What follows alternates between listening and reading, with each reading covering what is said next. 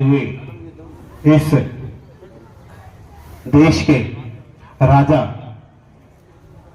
स्वामी दयानंद सरस्वती जी ने बड़ी अच्छी बात कही थी किसानों को लेकर कि किसान राजाओं का राजा है।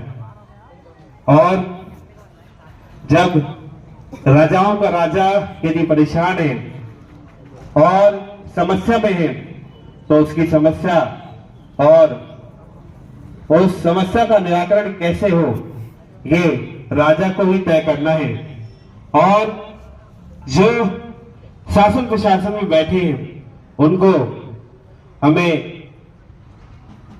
उन तक अपनी आवाज पहुंचानी है कि वह हमारे साथ जो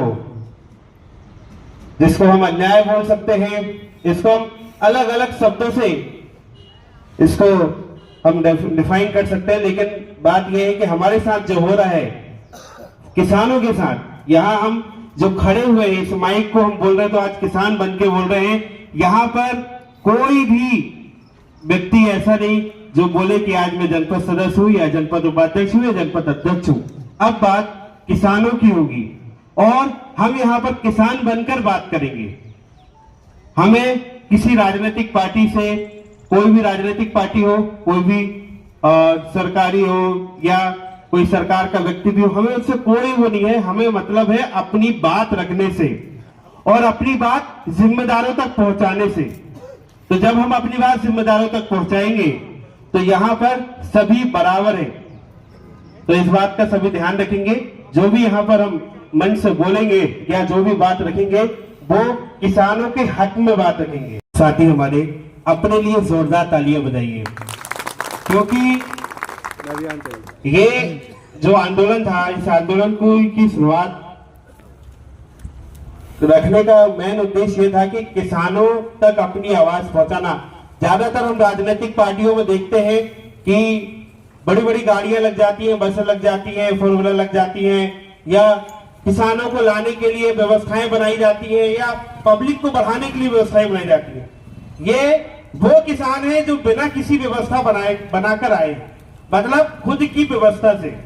और आने वाले समय में इससे 2 गुना, 3 गुना, 4 गुना ज्यादा किसान हम लोग शामिल करेंगे यदि इस प्रकार का कोई आंदोलन गैर राजनीतिक होता है। तो शुरुआत है, शुरुआत छोटी है, लेकिन आने वाले समय में ये बड़े स्तर तक जाएगी।